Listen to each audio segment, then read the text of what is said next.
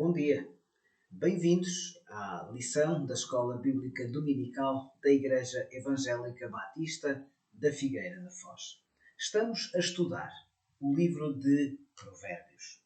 O título da lição de hoje é Compaixão Demonstrada e, originalmente, esta lição está a ser transmitida no dia 23 de agosto de 2020. O tema que vamos abordar hoje é: demonstramos que seguimos a sabedoria de Deus na forma como tratamos os outros. Eu repito, demonstramos que seguimos a sabedoria de Deus na forma como tratamos os outros. A passagem que nos vai orientar ao longo da lição de hoje, fundamentalmente, é o capítulo 3 de Provérbios, dos versículos 21 a 35. Provérbios, capítulo 3, versículos 21 a 35. Na próxima semana, seguindo então o plano de estudo que estamos a seguir, peço desculpa pelo pleonasmo, a lição da próxima semana então terá como título A Escolha e estaremos no capítulo 4 de Provérbios. Escolhemos esta divisão do livro de Provérbios, escolhemos, portanto, estudar desta forma o livro de Provérbios, tendo em conta três grandes partes, três grandes porções deste livro. Numa primeira parte, exortações e avisos de Salomão, numa segunda parte, provérbios de Salomão e numa terceira parte, outros provérbios de Agur, Lemuel e um louvor à mulher virtuosa. Tendo em conta, portanto, que estamos ainda na primeira parte do estudo do livro de Provérbios e tendo em conta também que escolhemos nesta primeira parte uma divisão que há outras, mas que obedece à ideia de que nesta primeira parte, portanto, do livro, Salomão proferiu 14 palavras, digamos assim, 14 discursos.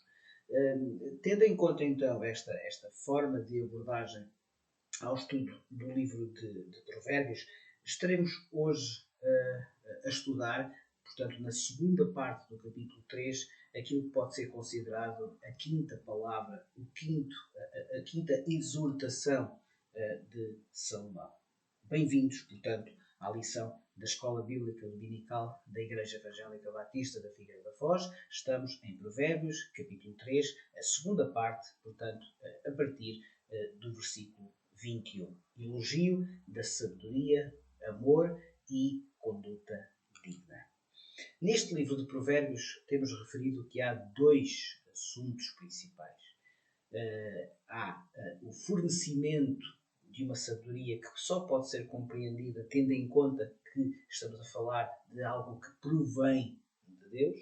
E, portanto, neste sentido, e como complemento, procurar esta sabedoria de Deus significa desenvolver um relacionamento íntimo com Ele, sem o qual não é possível, então, esta busca, esta demanda pela sabedoria. O versículo-chave de todo o livro de Provérbios é Provérbios capítulo 1 e versículo 7. Tivemos a oportunidade de o estudar detalhadamente na primeira lição acerca de Provérbios, mas penso que valerá a pena relermos Provérbios capítulo 1 e versículo 7. Para muitos será inclusivamente um dos versículos preferidos de toda a Bíblia. Provérbios capítulo 1 versículo 7, que diz: o temor do Senhor é o princípio do saber ou da sabedoria. Os loucos desprezam a sabedoria e o ensino. Tendo em conta estas duas ideias-chave, estes pilares que norteiam, que orientam o nosso estudo do livro de Provérbios, há temas que sobressaem ao longo desta obra. Especificamente, tanto na passada lição como hoje, estaremos nesta lista de temas no quarto. Buscar a sabedoria de Deus e aplicá-la nas nossas vidas permite-nos saber como Deus, quer tratar todos os problemas que enfrentamos. É então esta a pista que vos proponho nesta manhã, nesta lição, é, portanto, esta ideia fundamental que vamos estudar. E permitam-me que coloque desde já duas ideias, se quisermos, introdutórias em relação à lição de hoje. Temos estudado a ideia segundo a qual não é possível compreender esta sabedoria da qual estamos a tratar sem percebermos que ela vem de Deus. Por outro lado, também é verdade que muitas vezes usamos a expressão amor a Deus. O meu amor a Deus. Ora, permitam-me que proponha esta pista, então, este caminho, digamos, intelectual no qual vamos pisar, vamos trilhar, vamos prosseguir ao longo desta lição. O amor a Deus é possível entendê-lo de uma forma puramente teórica.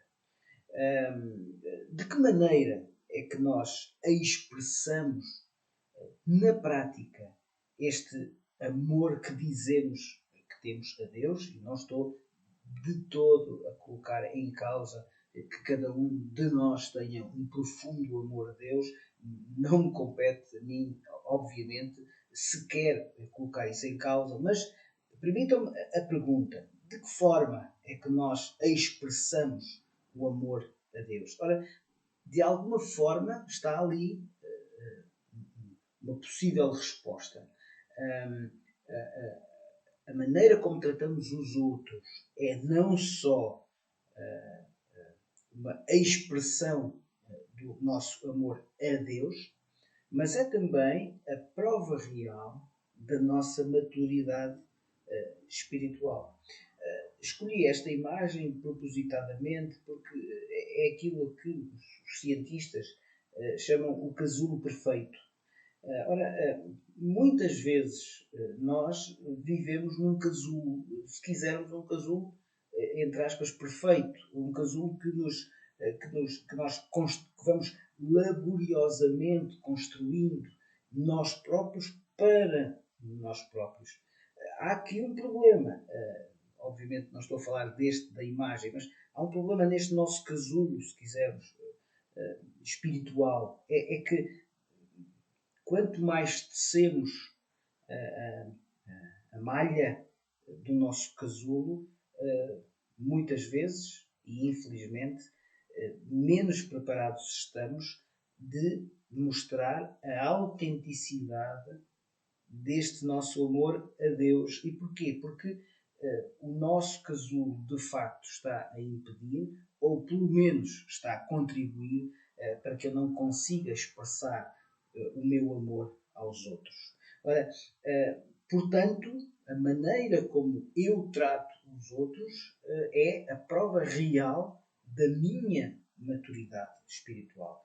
Portanto, cuidado com a largura da malha com a qual nós estamos a construir o nosso casulo. Claro que eu sei que a esta hora muitos de vós estarão a pensar: eu tenho de me defender das arbitrariedades, das contrariedades, das injustiças, da maldade do mundo à minha volta. É verdade, mas não é nessa dimensão de defesa que estou a falar. É numa dimensão em que esse escudo, esse casulo que vamos laboriosamente tecendo, a certa altura já não é mais para defesa e para proteção, já é, sobretudo, uma prova de que eu não cresci o suficiente para perceber que a maneira como eu trato os outros é, de facto, a melhor expressão do meu amor a Deus.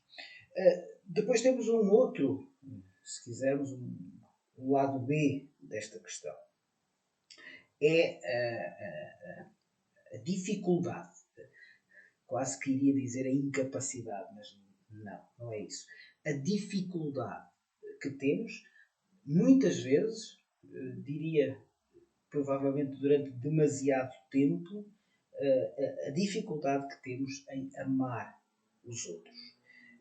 Poderíamos colocar aqui inúmeras razões que me levam a que esta dificuldade aconteça na minha vida.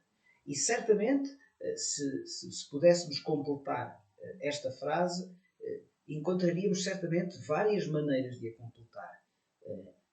É difícil amar quem, e poderíamos concluir esta frase de muitas formas. É muito difícil amar quem é contra mim, é muito difícil amar quem vive uma vida com a qual eu não me identifico, é muito difícil amar quem mente, é muito difícil amar, perdão, quem mata, é muito difícil amar quem, poderíamos concluir esta frase de muitas maneiras. Muitas vezes, e provavelmente demasiadas vezes, nós concluímos, até sem percebermos esta frase da seguinte forma: é muito difícil amar quem não concorda comigo. E provavelmente o que vai acontecendo na nossa vida, e espero que não, mas muitas vezes o que acontece é que nós vamos ficando menos pacientes em relação àqueles que, entre aspas, serão dignos do meu amor. O que torna tão difícil amar os outros, especialmente aqueles com quem não concordamos, ou aqueles de quem discordamos. O que torna tão difícil amar as outras pessoas. Ora, é um pouco sobre estas duas pistas que vamos construir a nossa lição de hoje.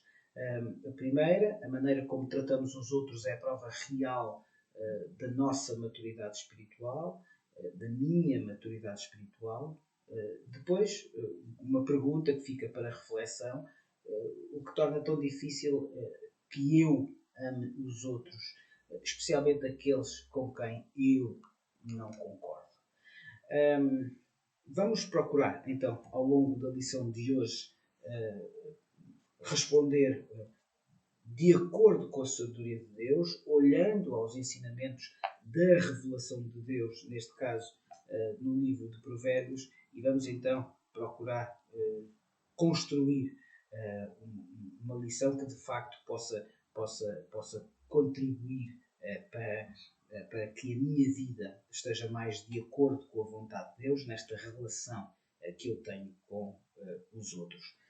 Salomão era pai, e como qualquer pai, como qualquer mãe, o seu desejo era de que os seus filhos fossem felizes. E, portanto, o que Salomão fez foi exortar os filhos, a procurarem esta felicidade na busca da sabedoria de Deus.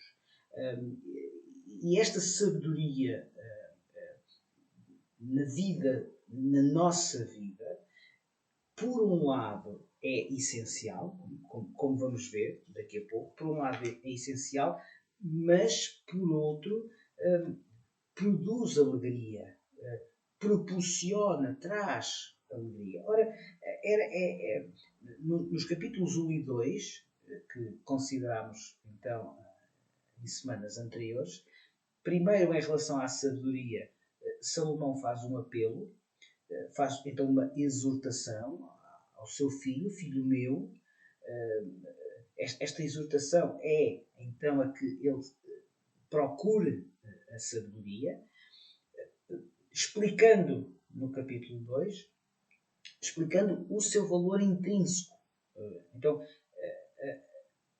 procurar a sabedoria à partida é lógico neste sentido, porque a sabedoria é um valor. E, portanto, ainda no capítulo 2, o que Salomão faz é um desafio, ou propõe um desafio, busca, experimenta procurar viver de acordo com esta sabedoria, que no capítulo 3 é explicado que tem uma base. E qual é essa base? A base da verdadeira sabedoria é um relacionamento íntimo com Deus.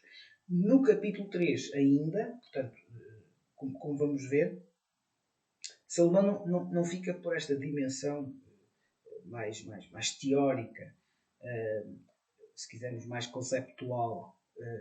Salomão avança, explica que há um efeito. E qual é este efeito? É a felicidade. Ainda no capítulo 3, um bocadinho antes da passagem que vamos estudar hoje, que é a partir do versículo 21, mas entre o versículo 18 portanto, e o versículo 21, 22, 23, mas logo a partir do versículo 18, a palavra felicidade, a palavra agradabilidade aparece recorrentemente. Felizes, diz o versículo 18, capítulo 3, felizes são todos os que a retêm. Versículo 21, como vamos ver, guarda a verdadeira sabedoria e o bom siso. Portanto, esta ideia de que a felicidade advém da sabedoria é mais uma razão para a qual Salomão propõe que o seu filho, nós, de uma forma global, procuremos então viver de acordo com este caminho que nos é proposto pela sabedoria de Deus. E, portanto, a pessoa sábia é aquela que não só percebeu o valor, a pessoa sábia é aquela que, tendo em conta o valor, aceitou este desafio porque percebe, logicamente, racionalmente, que só o vai conseguir fazer através de uma relação íntima com alguém que é todo-poderoso e que, por isso, nos propõe uma vida cujo efeito é a agradabilidade, a felicidade. Como sabemos pela revelação de Deus na sua totalidade, não significa que neste mundo estejamos completamente imunes ao efeito perverso do pecado, o efeito mortífero do pecado, nas suas consequências. Sem Cristo seria a separação, e será a separação eterna de Deus, mas estando em Deus, estando seguros de que o que o Senhor Jesus fez na cruz foi de novo estender a ponte direta entre o Criador e nós, mas enquanto estamos neste mundo que foi afetado pelo pecado, pela queda, pelo pecado original, então, enquanto aqui estamos sujeitos aos efeitos perversos do pecado. Não tem a ver com salvação, não tem a ver com o salário do pecado, que é a morte, e esse já foi pago pelo Senhor Jesus por alto preço, mas as consequências do pecado neste mundo que é afetado pelo mesmo pecado. E, portanto, no capítulo 3, aquilo que é proposto é considerar que a felicidade, esta felicidade que advém de uma relação íntima com Deus, não é uma felicidade porque os problemas terminaram. Enquanto estivermos deste lado da eternidade, os problemas não terminam, mas esta felicidade é a tal paz com Deus que consideramos, por exemplo, no livro que estudámos anteriormente, que é o livro de Romanos. Ora, vamos muito rapidamente fazer um um pequeno apanhado, se quisermos, uma, uma sistematização daquilo que advém do valor da sabedoria. Porque é que eu devo procurar esta sabedoria através de um relacionamento íntimo com Deus? Seis linhas. Em primeiro lugar, é essencial. Não é possível alcançar, então, a eternidade com Deus sem a busca da sabedoria que vem de Deus. Esta sabedoria que tem um valor intrínseco, tem uma dimensão, então, teórica, mas também tem uma dimensão prática.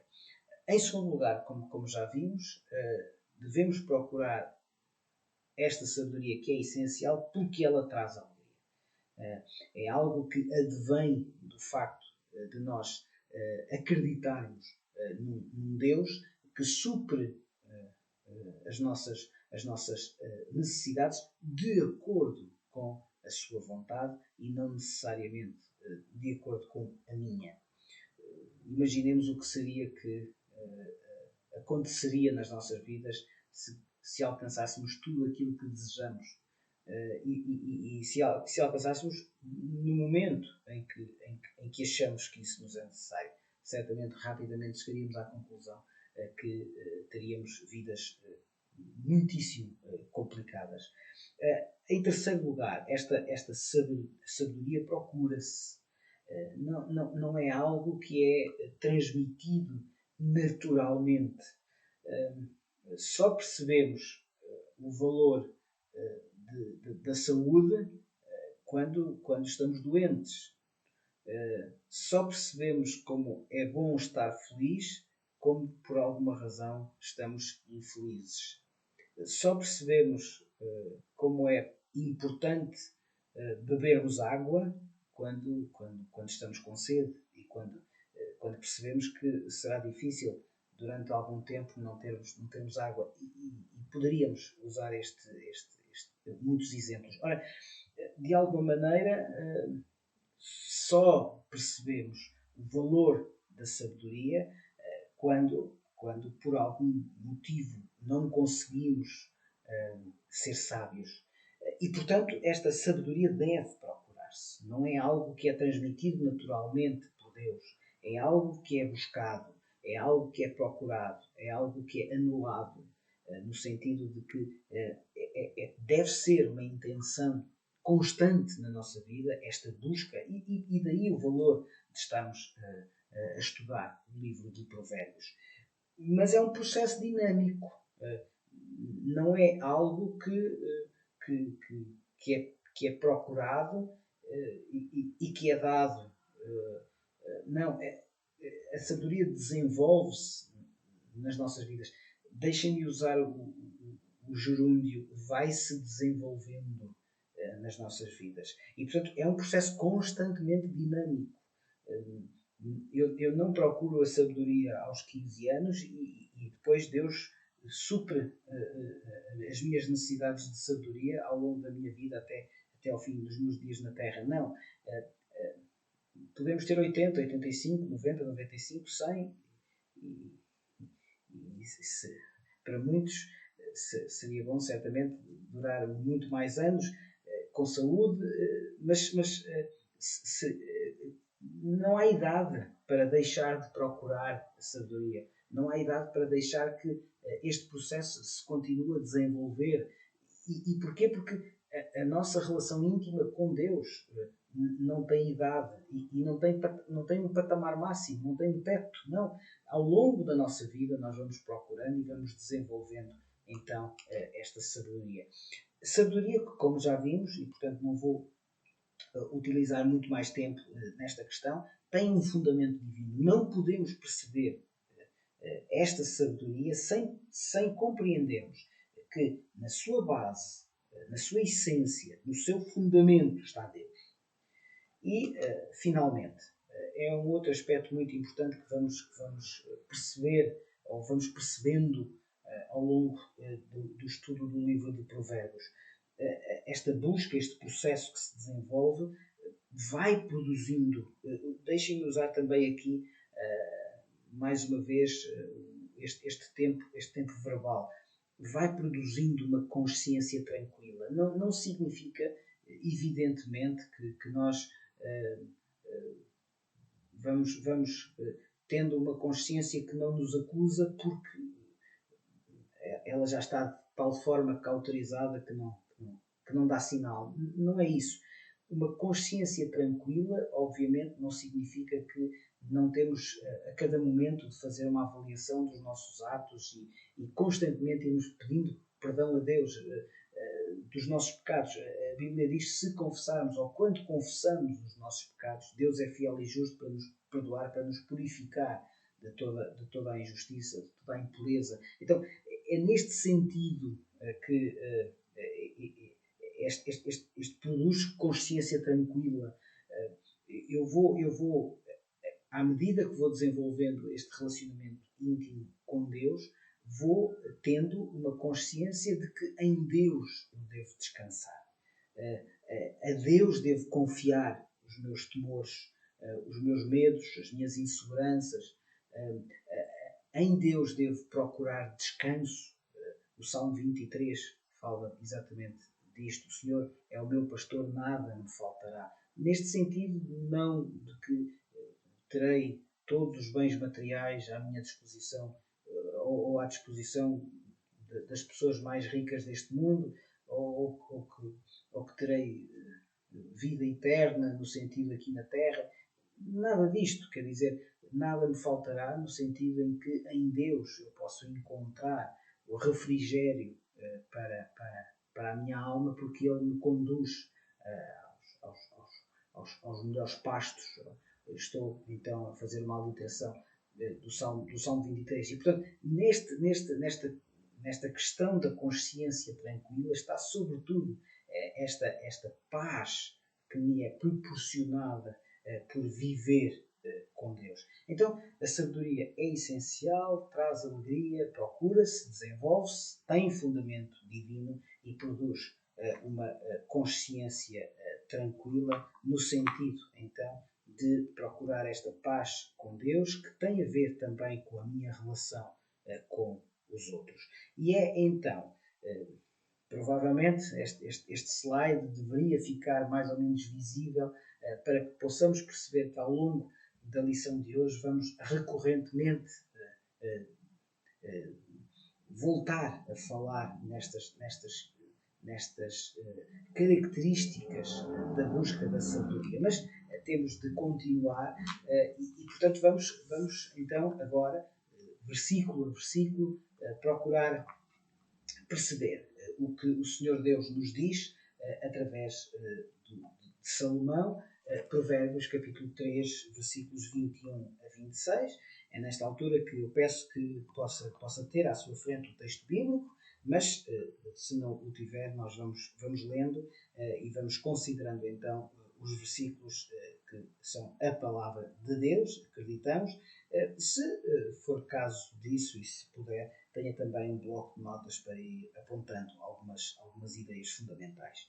Vamos ler então Provérbios capítulo 3, versículos 21 a 26. Provérbios 3, 21 a 26. Filho meu, não se apartem estas coisas dos teus olhos. Guarda a verdadeira sabedoria e o bom siso, porque serão vida para a tua alma e adorno ao teu pescoço. Versículo 23. Então andarás seguro no teu caminho e não tropeçará o teu pé. Quando te deitares, não temerás. Deitar-te-ás e o teu sono será suave. Não temas o pavor repentino, nem a arremetida dos perversos quando vier. Versículo 26. Porque o Senhor será a tua segurança e guardará os teus pés de serem presos. Mais uma vez, versículo 21. É como que, portanto, uma nova palavra, uma nova exortação. É então a quinta desde o princípio do livro de Provérbios. Filho meu, esta intimidade com cada um de nós. Filho meu, os benefícios da sabedoria vinda de Deus são múltiplos. Salomão utilizou duas imagens ao longo destes versículos, duas imagens muito, muito próximas da vida real das pessoas. A primeira imagem que ele usou para procurar explicar o que estava a transmitir, a primeira imagem, portanto, é a ideia dos olhos. Estas coisas não se afastem dos teus olhos. É muito interessante que a construção frásica diz não se apartem estas coisas dos teus olhos, porque serão vida para a tua alma, adorno ao teu pescoço. De alguma maneira, então, uma imagem do corpo humano, uma imagem dos olhos, não é algo que no conjunto da revelação divina não seja recorrente. Vamos deixar então um dedo ou uma marca em Provérbios capítulo 3 e proponho que agora façamos uma busca pelo Novo Testamento. Vamos bem lá, quase no final da Bíblia, Hebreus, no livro então do Novo Testamento, Hebreus capítulo 12. Hebreus 12, 1 e 2. Portanto, também nós, visto que temos a rodear-nos tão grande nuvem de testemunhas, desembaraçando-nos de todo o peso e do pecado que tenazmente nos assedia, corramos com perseverança a carreira que nos está proposta. E depois, reparem, olhando para onde? Buscando então, através do olhar, olhando firmemente para o autor e consumador da fé, Jesus, o qual, em troca da alegria que lhe estava proposta, suportou a cruz, não fazendo caso da ignomínia, e está assentado à destra do trono de Deus, olhando os olhos. Esta primeira imagem que podemos perceber da forma como Salomão procura exemplificar esta ideia. Qual é o valor do olhar no sentido da busca?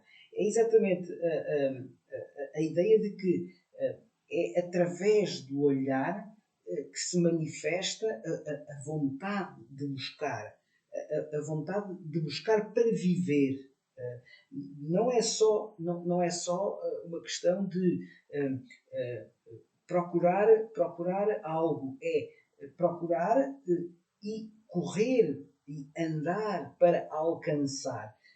Se voltarmos a Provérbios capítulo 3, versículo 21, diz guarda o bom siso, neste sentido de que o bom siso significará então aquela ideia de ser ajuizado. Não consigo encontrar melhor explicação para este valor do olhar no sentido de buscar. Neste momento eu gostaria que nós voltássemos ao Novo Testamento. Agora uma epístola do apóstolo Paulo aos Gálatas, portanto aos nossos irmãos que estavam nas igrejas da região da Galácia, aos Gálatas, capítulo 5. É uma belíssima, penso eu, uma belíssima forma de nós percebermos o que isto quer dizer. Gálatas capítulo 5 e versículo 23. O fruto do Espírito. Né? Estamos, a partir do versículo 22, o apóstolo Paulo fala do fruto do Espírito na sua globalidade. Mas vamos agora destacar esta questão. A mansidão, o domínio próprio. Ora, é isto que Salomão, muitos anos antes, estava a propor que o seu filho considerasse. Procede desta forma, procede com mansidão, procede com domínio próprio. É isto o bom siso. Não é? A verdadeira sabedoria, o bom siso, é isto, é a capacidade de não se deixar enredar por qualquer vento, seja ele de moda, do que os outros pensam. Então, a verdadeira sabedoria, porquê? Porque serão vida para a tua alma, adorno para o teu pescoço, andarás seguro, não tropeçará o teu pé. Portanto, o que é que isto quer dizer? Quer dizer que se mantivermos os olhos no prémio da soberania de Deus, então nós vamos usufruir dos tesouros. E, de alguma maneira, este andar com Deus é-nos aqui apresentado com duas características muito interessantes. O primeiro é uma certa descrição. Claro que nós somos diferentes na nossa maneira de abordar a vida. Haverá aqueles que, pelas suas características pessoais, serão mais exuberantes na forma como falam, na forma como vestem, diria até na forma como oram, ou na forma como cantam, até provavelmente na forma como louvam, como se comportam em termos da sua vida. Não é desta descrição que estamos a falar. Não é uma questão de maior ou menor exuberância. Isso tem a ver muitas vezes com características pessoais. Esta descrição de vida, ou seja, uma forma de atuação que leve a que os outros percebam que aquele que está a atuar em nós é Deus. Era disso que o sábio estava a falar quando propunha esta descrição de vida ao seu filho. Uma segunda característica é então a humildade. Mais uma vez, esta humildade que faz com que o meu olhar esteja no tesouro que é a vida eterna, mas para que o olhar dos outros não seja direcionado para mim, mas direcionado para quem me torna assim.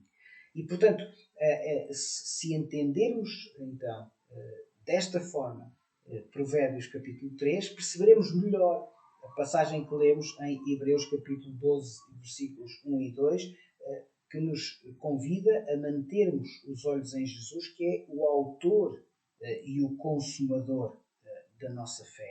E, portanto, tendo em conta Provérbios capítulo 3, versículos 21 a 24 e Hebreus capítulo 12, versículos 1 e 2, poderíamos rematar que neste primeiro exemplo que Salomão nos dá, nós podemos aprender que confiar em Deus é não ser dominado pelo medo. O medo é algo muito característico das sociedades atuais. Nunca foi tão evidente uma lógica intrínseca no mundo que fomos construindo, que é uma lógica de mudança. Tudo está a mudar, mas poderemos dizer, bem, mas o mundo sempre mudou. Agora não estamos aqui a considerar se é para melhor, se é para pior. Vamos apenas ficar com esta ideia. É verdade que o mundo sempre mudou, mas nunca à velocidade atual. Ou seja, de facto, tudo muda, mas muito rapidamente.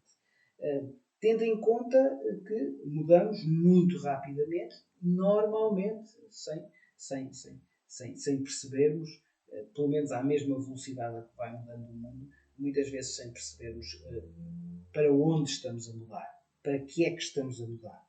E, portanto, o medo, a ansiedade, este sentimento de insegurança é cada vez mais característico de todas as faixas etárias, de todas as condições sociais, e portanto, é por isso que é muito importante voltarmos à palavra de Deus, à sabedoria de Deus e a este exemplo dos olhos, do olhar. Permitam-me a pergunta: para onde é que nós estamos a olhar? O versículo 21 diz: não se apartem estas coisas dos teus olhos. Ou seja, não deixes,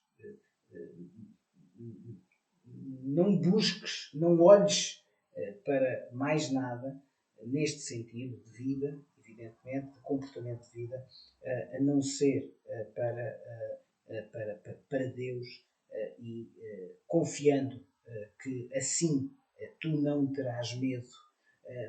Diz o versículo 23, não são palavras minhas, obviamente. Então andarás seguro no teu caminho e não tropeçará o teu pé. Vejam o versículo 24. Quando te deitares, não temerás. Deitar-te-ás e o teu sono será suave. E, portanto, esta primeira ideia, esta primeira imagem que nos é dada através do olhar. Há uma segunda imagem que nos é dada nestes versículos, que é uma outra imagem, que agora não é uma imagem relacionada com o corpo humano, como é com os olhos, mas que é um muro. Pensando que, de alguma maneira, a verdadeira sabedoria é como que um muro. Um muro que está à volta do sábio, que rodeia o sábio, mas um muro, sobretudo, protetor. Um muro que protege a pessoa sábia de tomar decisões não sábias, ou seja, de decisões insensatas. E é esse muro, é essa proteção que faz com que o sábio, porque não tomou decisões insensatas, possa dormir em paz, possa dormir com uma consciência tranquila. Voltamos a esta questão do descanso, a esta questão da consciência tranquila. Já agora permitam, e voltamos a Provérbios capítulo 3, o que é o oposto deste descanso? O que é o oposto desta consciência tranquila? Será o pavor repentino? Será o ataque dos ímpios? Portanto, o que nós precisamos, e daqui a pouco vamos demorar alguns minutos a falar da palavra confiança. Mas a confiança de que precisamos para viver uma vida de sabedoria centrada em Deus não resulta de evitar aqueles que são contra Deus. A verdadeira confiança vem de conhecermos e amarmos a Deus, porque o Senhor é a nossa confiança. Deus está connosco. Deus está presente connosco. E, portanto, não é algo pela negativa, não é? É algo pela positiva. Quer dizer, a base desta confiança é Deus. É o facto de que Deus está connosco. Eu já há pouco falei do Salmo 23, mas para percebermos esta ideia, vamos voltar então ao Salmo 23, um pouco atrás, para quem tem a Bíblia aberta, o livro anterior, portanto, no cânon das Escrituras, o livro dos Salmos antecede o livro dos Provérbios. Salmo capítulo 23, podíamos ler o capítulo todo, mas sobretudo o versículo 4. Ainda que eu ande pelo vale da sombra da morte, não temerei mal algum ou nenhum, porque tu estás comigo. O teu bordão, a tua vara e o teu cajado me consolam. Então, esta ideia de que claro que estamos aqui numa imagem do pastoreio, não é? O bordão seria o utensílio usado para guiar, para defender o rebanho. Então é neste sentido que o bordão de Deus me dá a segurança, o descanso, a tal consciência tranquila, diz o versículo 26. O Senhor será a tua segurança. Versículo 25. Não temas o pavor repentino, nem a arremetida dos perversos quando te vier, porque o Senhor será a tua segurança. A segurança que está antes de vir o pavor repentino. A segurança do Senhor que está antes de vir à arremetida dos provérbios, dos provérbios, quando vier. E porquê? Porque nós já estamos, então, seguros em Deus. E, portanto, o que é confiar em Deus? Confiar em Deus é, como vimos, não ter temor, não tomar decisões insensatas, porque o sábio não toma decisões insensatas. Quer dizer, claro que na nossa vida tomamos decisões insensatas, mas o que significa, neste sentido, é não estar sempre a tomar decisões insensatas, não viver com decisões insensatas. Então, esta confiança em Deus, se for vista como intrínseca no nosso relacionamento íntimo com Deus, ou seja, se a montante eu já tiver esta confiança, porque esta confiança é baseada na minha postura de deixar para Deus a ajuda que Ele me confere a passar o vale da sombra da morte, como lemos. Então, há aqui um depositar das consequências negativas da vida que eu vivo no mundo, não é? Neste mundo que me rodeia, que é um mundo dominado pelo pecado, como há pecado à minha volta e em mim, e portanto não vivo num mundo perfeito, então confiando que o Senhor, através da sua sabedoria, me vai proporcionar este descanso e esta consciência tranquila, então esta confiança intrínseca em Deus vai fazer com que a minha vida seja uma vida descansada em Deus. Claro que há o inverso. E o inverso o que é? O que dizia Provérbios capítulo 1, versículo 7. É estribar-se no próprio entendimento. É desprezar este temor do Senhor. E, portanto, aqui mais uma vez, são apresentadas claramente duas possibilidades de vida, duas lógicas de nos comportarmos neste mundo. Absolutamente possíveis, de acordo com o livre-arbítrio. É a confiança que eu deposito no Senhor ou a confiança que eu deposito no meu próprio entendimento.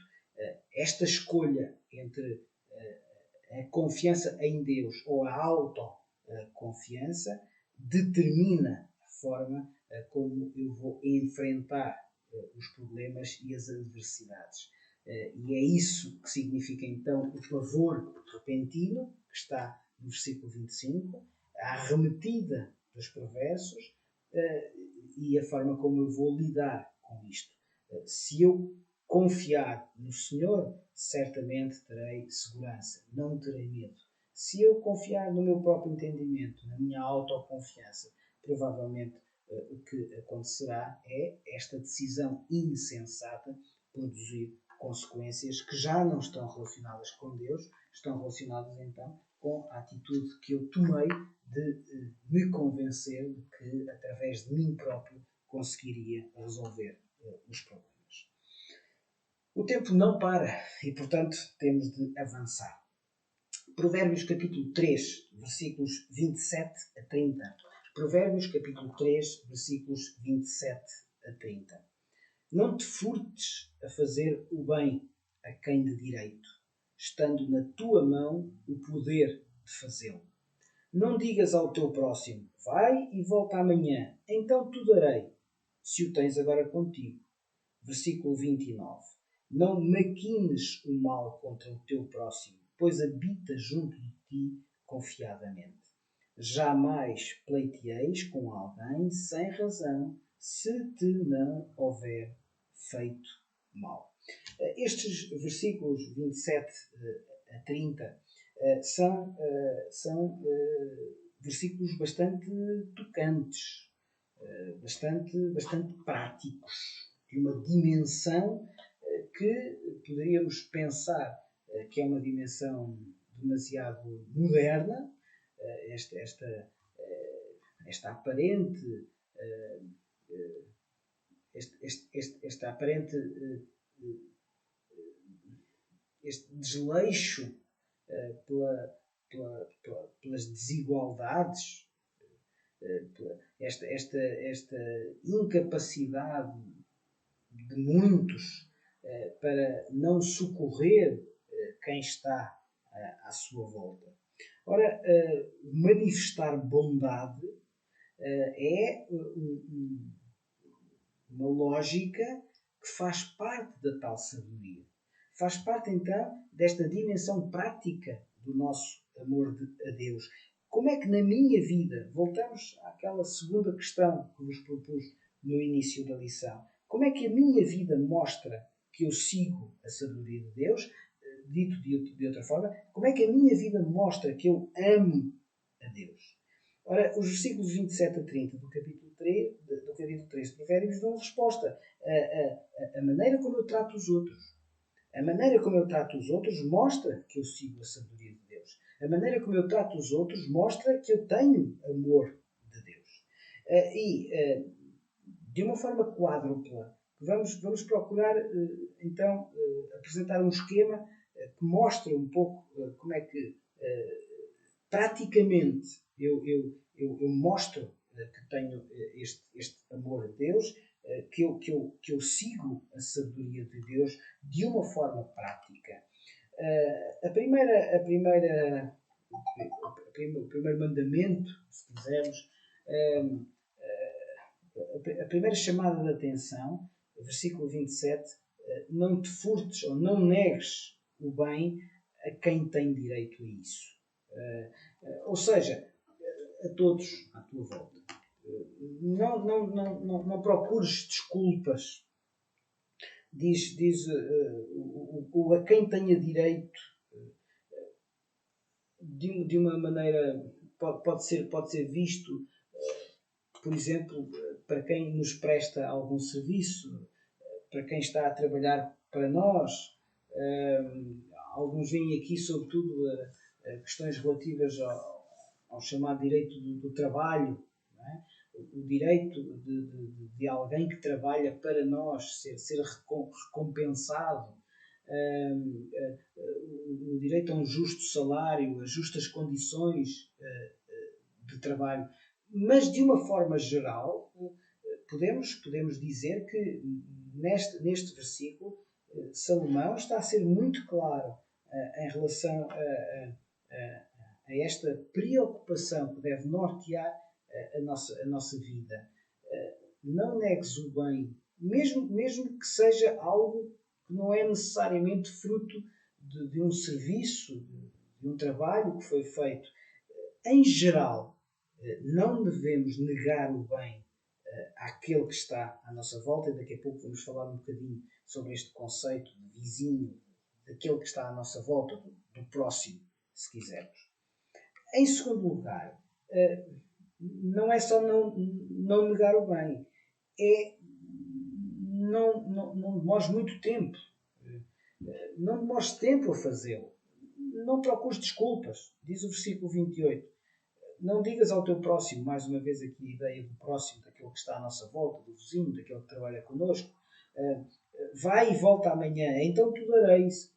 Mas se o tens agora, porquê é que o estás a mandar vir amanhã? Porquê é que não estás a dar imediatamente? Então, numa primeira dimensão é não negar o bem de quem tem direito. Numa segunda dimensão é não demorar tempo a fazê-lo. Porquê esperar se podes fazer imediatamente? Porquê dar desculpas? Será que estás mais preocupado no teu próprio bem do que em fazer bem ao outro? Numa terceira dimensão, que é muito interessante e, se quisermos, é muito atual. Diz o versículo 29, não maquines o mal, mais uma vez, contra o teu próximo, pois habita junto de ti confiadamente.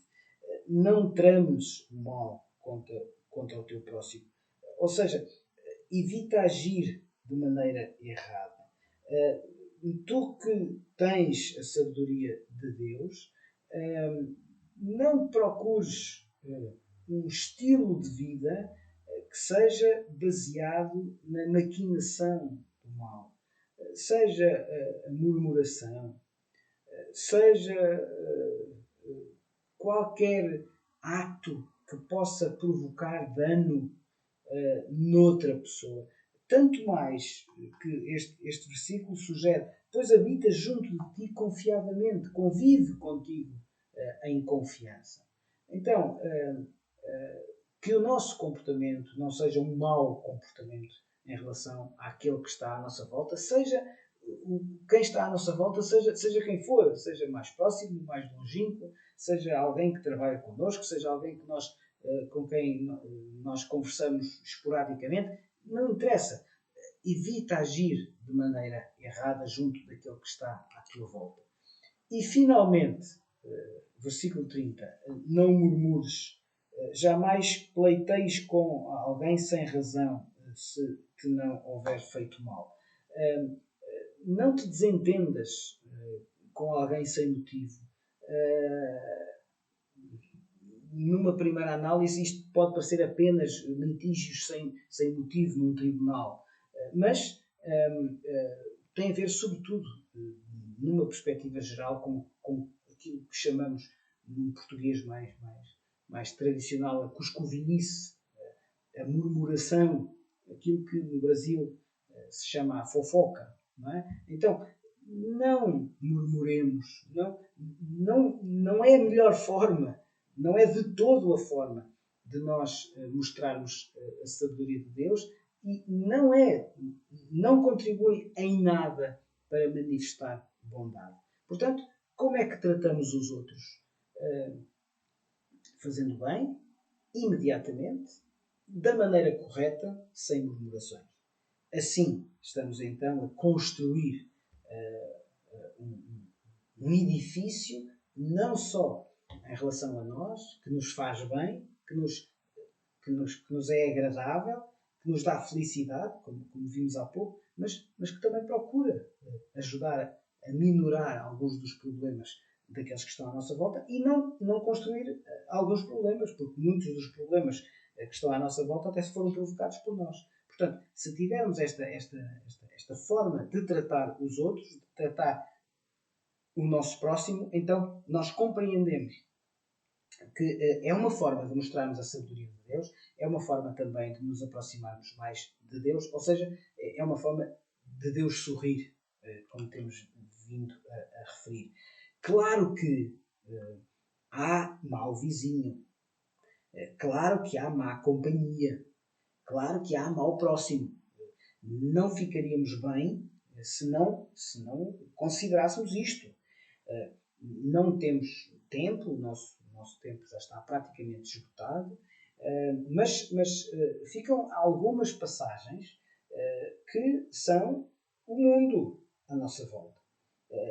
Que é a consideração de que, de facto, não é por escondermos a cabeça na areia, ou não é negando ou não falando que a realidade má desaparece. Não, há pecado à nossa volta, há problemas à nossa volta, há mau vizinho, há má companhia, há mau próximo.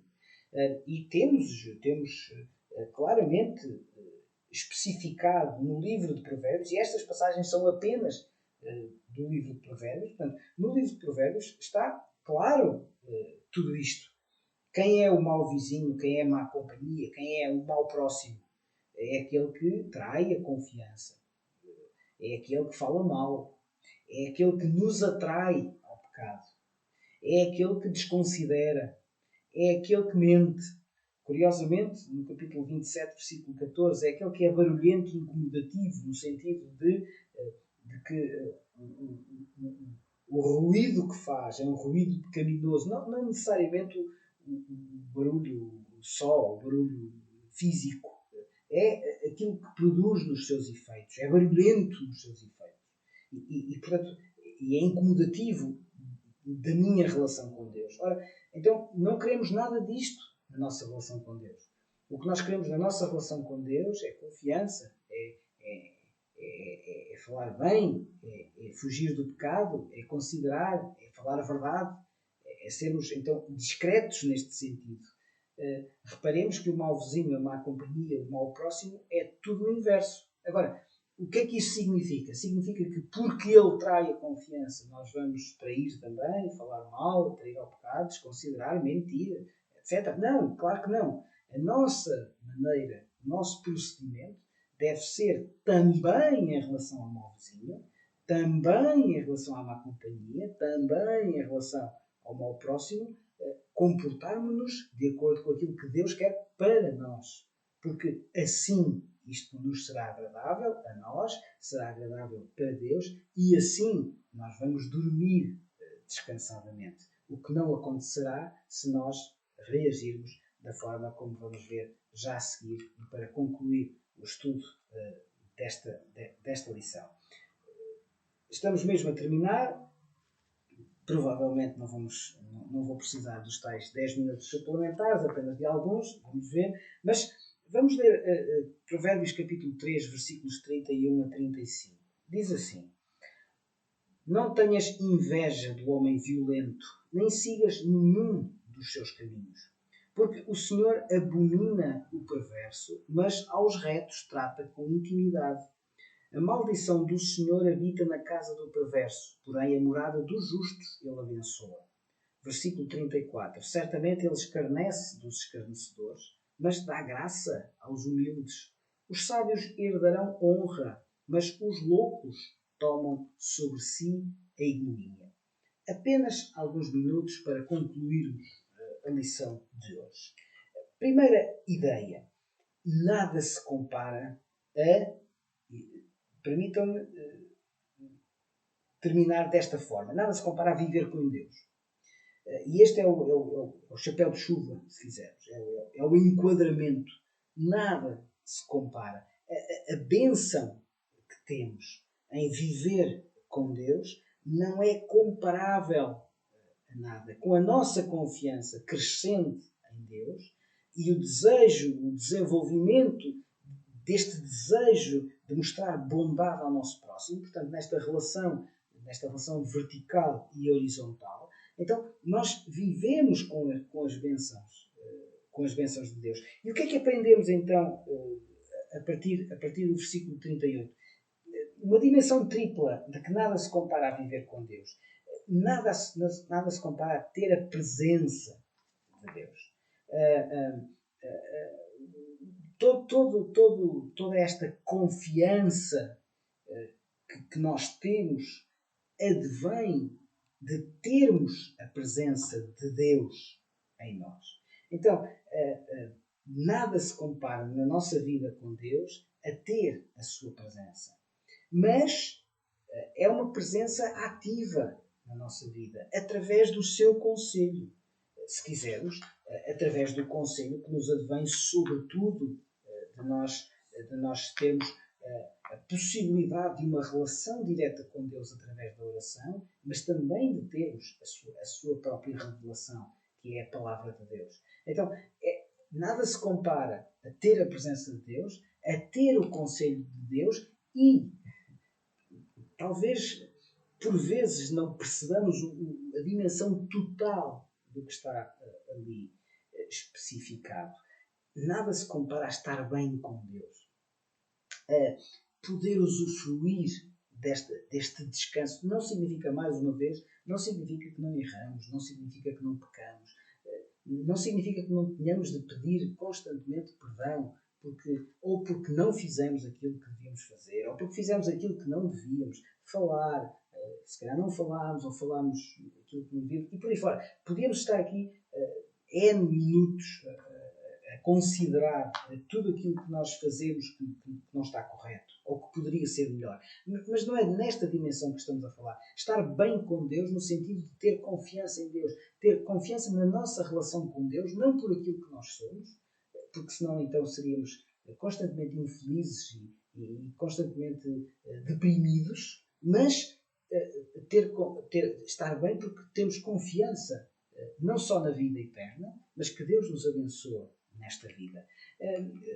Para terminar, o sábio Salomão utilizou aqui três ideias muito interessantes em relação a esta escolha de vida.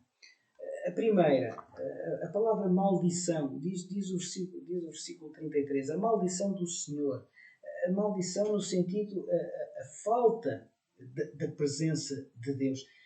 Salmos, pronto, vamos escolher apenas uma das passagens e depois ficará esta apresentação ao dispor de quem quiser depois mais tarde voltar a estes versículos, e é por isso que é bom ter um bloco de notas. Então, as outras passagens são Hebreus capítulo 10, versículo 30, e Romanos capítulo 12, versículo 19, Hebreus 10, 30 e Romanos 12, 19, mas vamos ler Salmos capítulo 94, versículos 1 e 2. Ó Senhor, Deus das vinganças, ó Deus das vinganças, resplandece. Exalta-te, ó juiz da terra, dá o pago aos soberbos. Ou seja, por vezes, e ao longo da história, infelizmente, isso aconteceu, de um ponto de vista mais institucional ou de um ponto de vista mais da vida pessoal, mas muitas vezes os crentes, às vezes, até vou aqui colocar esta possibilidade, às vezes até bem intencionados, mas procuraram ser juízes, procuraram eles próprios a vingança. Ora, não é isso que nos é dito na palavra de Deus. Não vos vingueis a vós mesmos. Não temos a possibilidade, mas Romanos capítulo 12, versículo 19 diz isto mesmo. Não, amados, não vos vinguei a vós mesmos.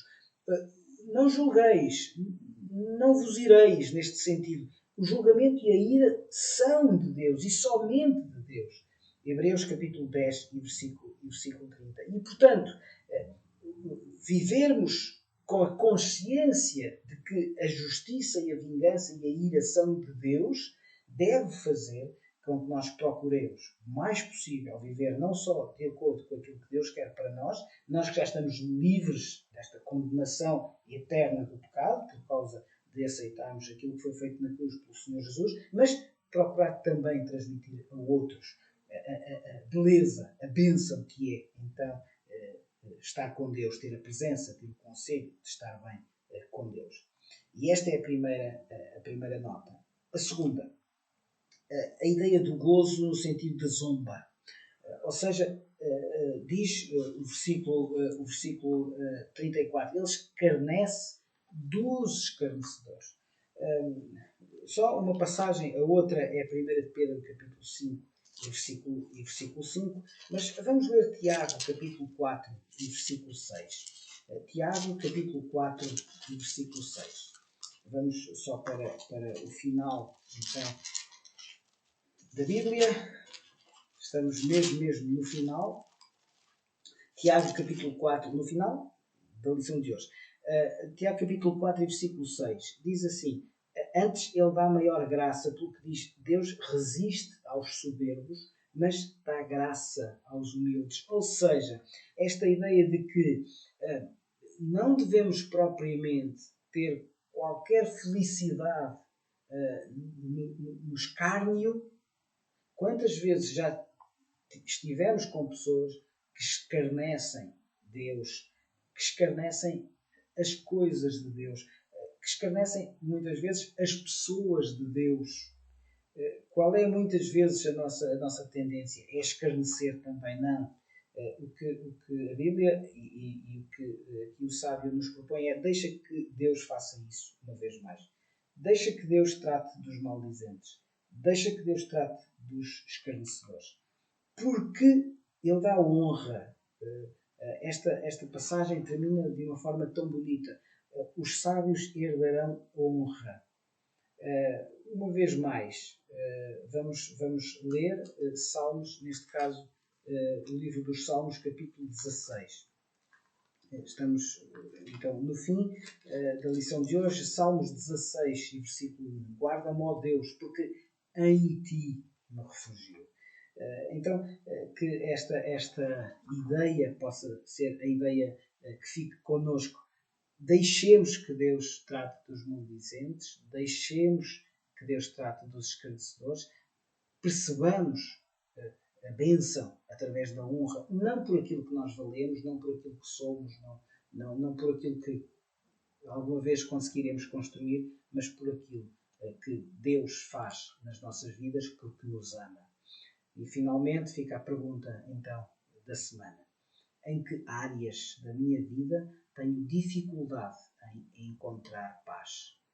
Em que áreas da minha vida tenho dificuldade em encontrar paz?